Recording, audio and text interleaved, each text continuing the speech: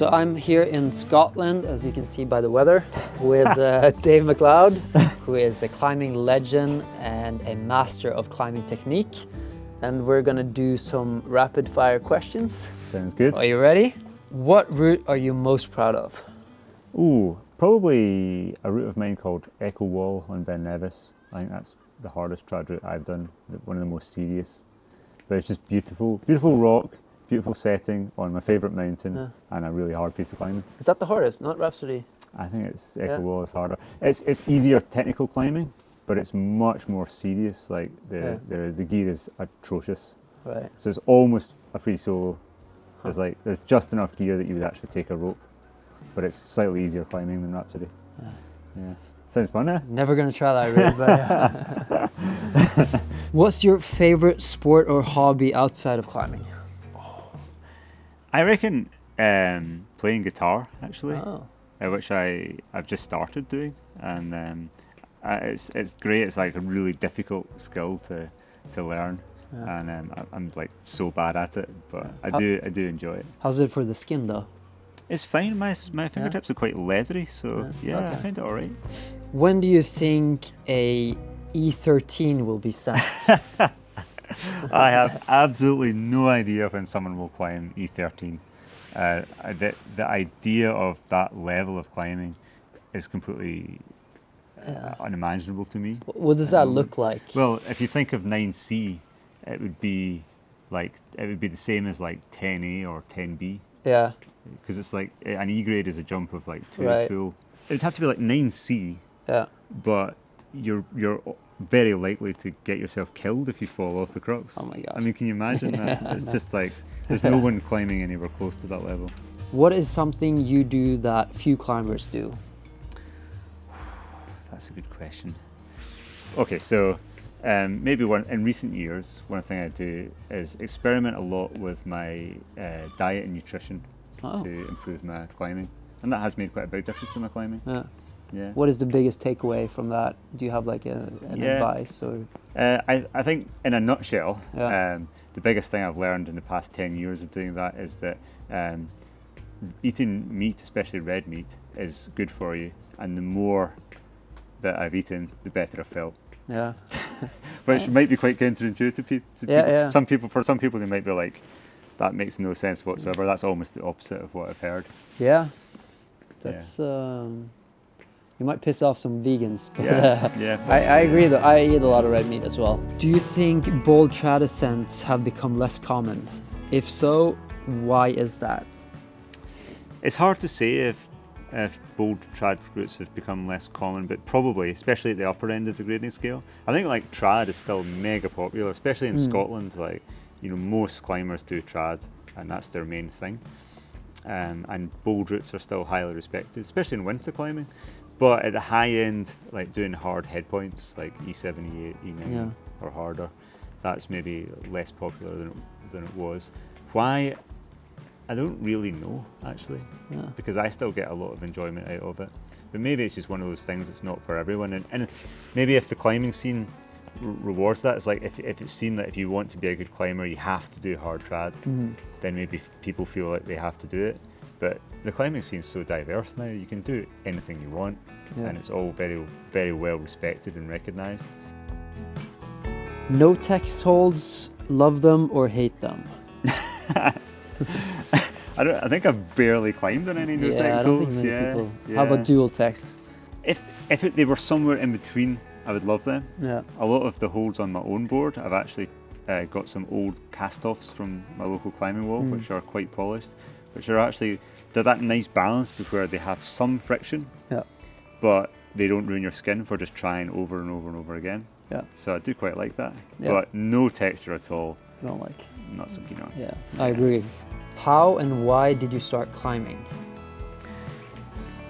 I moved house from the very centre of Glasgow to the edge of the city, and I started exploring on my bike, and then I saw all the mountains covered in snow. And that night, I got a book out of my local library that was a book about the hills in Scotland, but there was an appendix at the back that had climbs at Dumbarton Rock.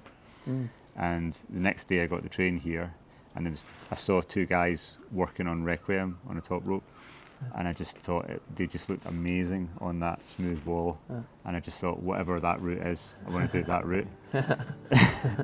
And the Requiem was the hardest route in Scotland at the time, so I was just like hooked. And who were the climbers? Do you know? I don't know actually. I don't know, but I was just totally hooked on climbing from that first day. And I also really liked that, like in a game, like say a football game, you try to score a goal, let's say, and that moment is gone. If you fail, if you blow it, but I could try the first moves of the boulders and fall off, but it was still there to try again. And so it just felt really accessible to me. It's kind of like on your terms. Yeah. What is better, UK trad grading or the French American system? / American system? Well, I mean, I have a bias in there because I haven't really used those other systems, but I think the UK trad system is good. I think it's informative, and it tells you a lot about the character of the routes, and so I prefer that. What is the most sandbagged route you ever climbed? Probably your own route, right? The most sandbagged route. I need a minute to think about that actually.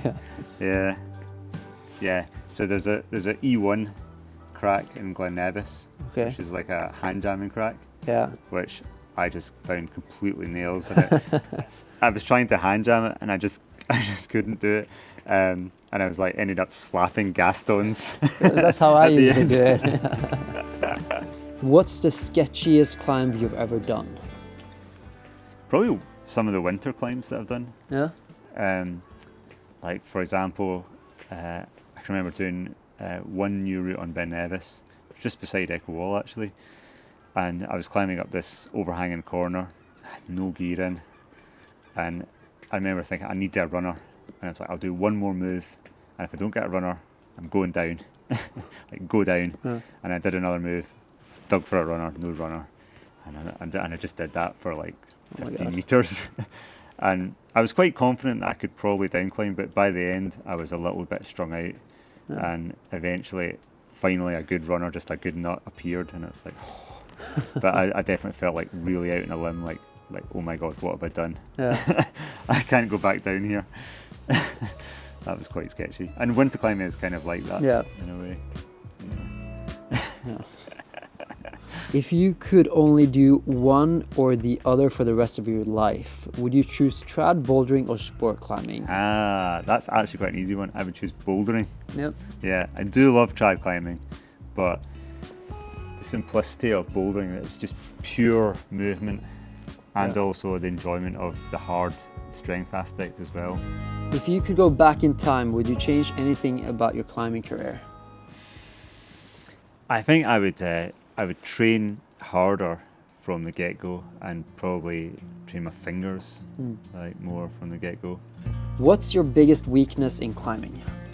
I would say my biggest weakness is body power, like just burrow. So like watching you climb, I just feel like you're the kind of opposite of me, where you've got that like really strong body, and it's just brilliant. I'd love to get that level of strength myself. And watching you climb makes me think like I need to do way more basic strength work. Well, that's a compliment, thanks.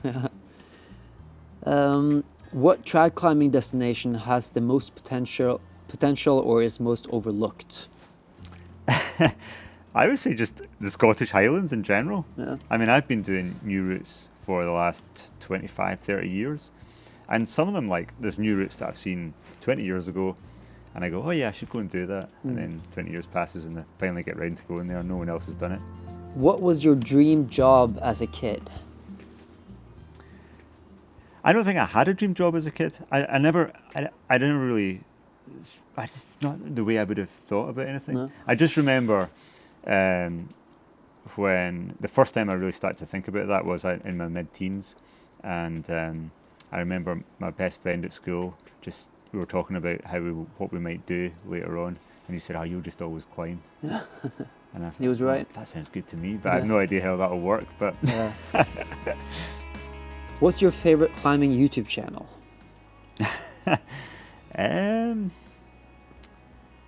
I think probably your channel.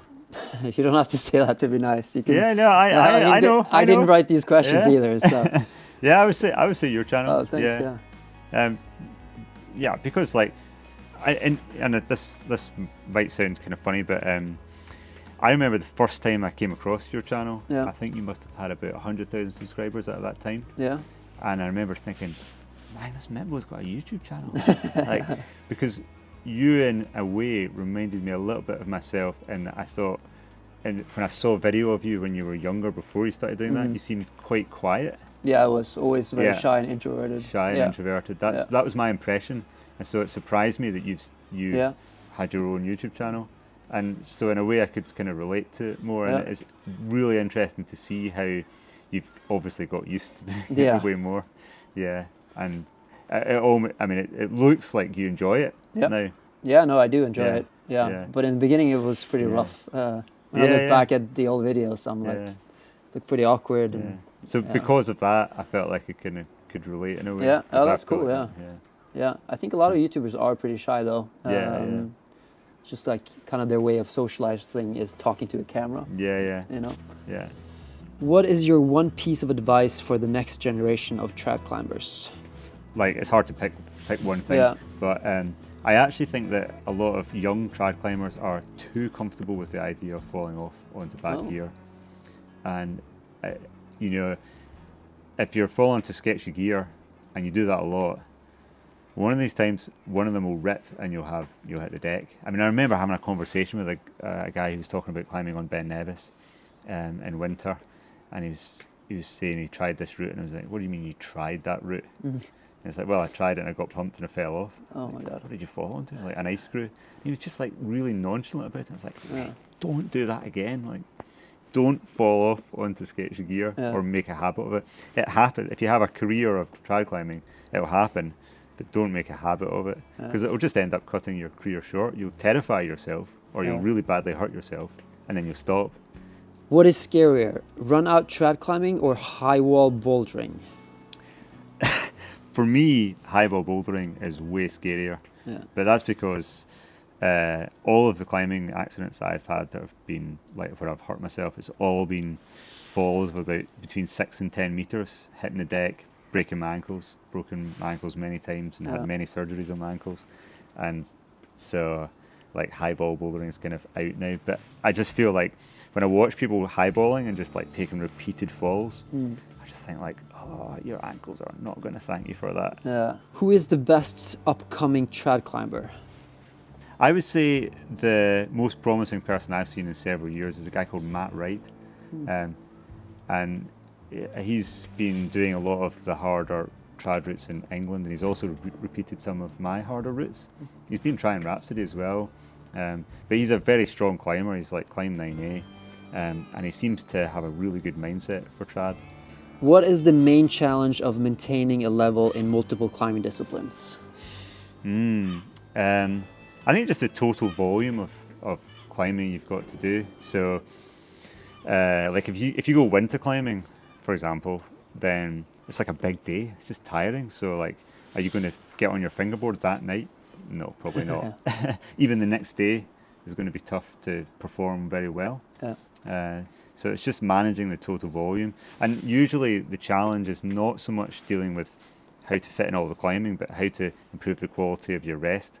I think if you're a true professional athlete, where all the things you've got on your schedule is just your training and performing, and that's it, and you can rest properly the rest of the time, it's fine. But if you're trying to balance that with like a job as well and there's other stresses, that's usually the main challenge. So there you have it. Those were the quickfire questions. Make sure that you check out Dave's climbing technique course over at altitudeclimbing.com.